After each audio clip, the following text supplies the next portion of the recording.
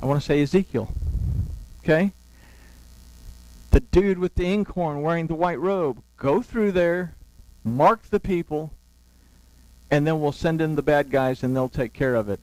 But they won't touch the people who have the mark. How do we allow ourselves to become sealed within the Father? It's not by depending on the external things, but it's dependent on our relationship to the Father through His Word and our connection to the Father through the Spirit that seals us to Him, that makes us part of that house, that covers us, that we are under Mashiach. Okay?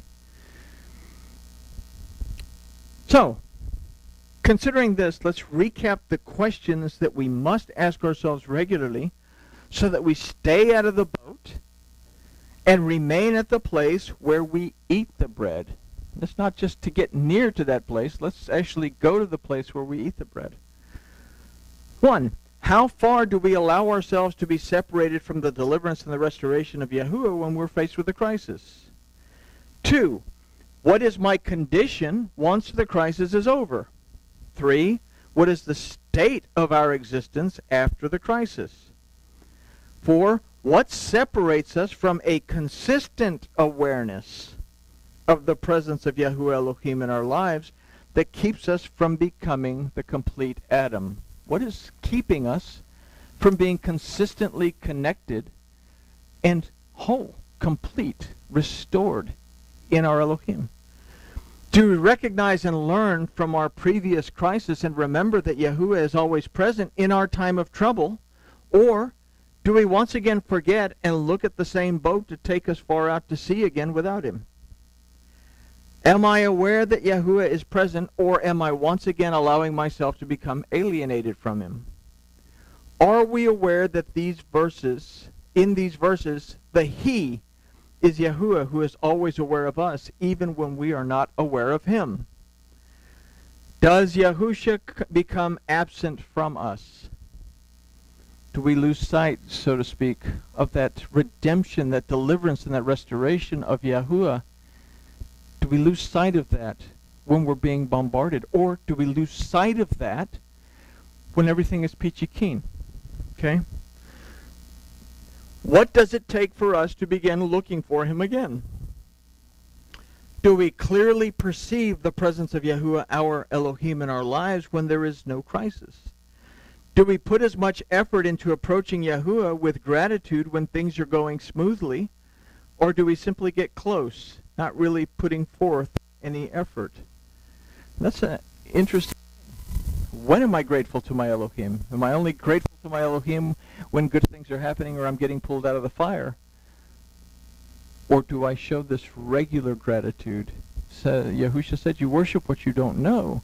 We worship what we know because this redemption, this deliverance and restoration comes from the Yehudim. And we look at that historically, okay, that Yahusha was both king and high priest, and the redemption would come through that.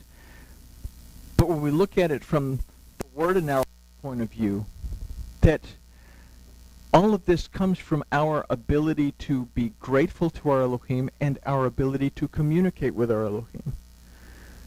Is our relationship with Yahuwah, our Elohim, different in times of crisis than it is when everything's good? How often do we move towards Capernaum looking for Yahusha? How often do we look at ourselves for comfort? Do we really seek comfort and rest in Yahuwah, our Elohim, or do we seek it in ourselves? Is our relationship based on what Yahuwah Elohim does in our lives because you saw the signs?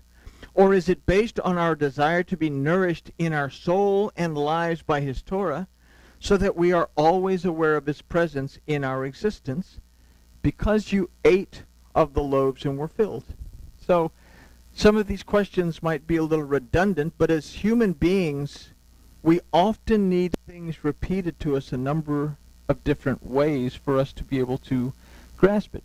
We have a list of questions here that we can hold on to and look back at them and say, where am I? What's my state of being?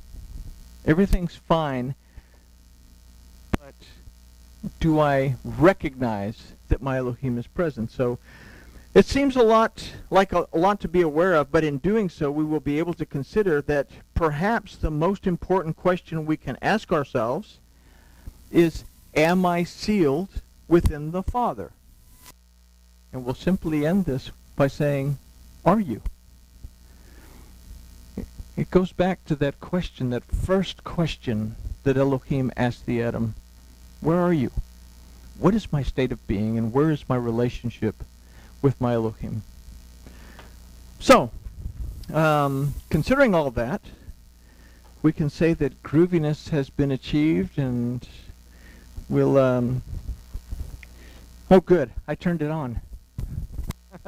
No.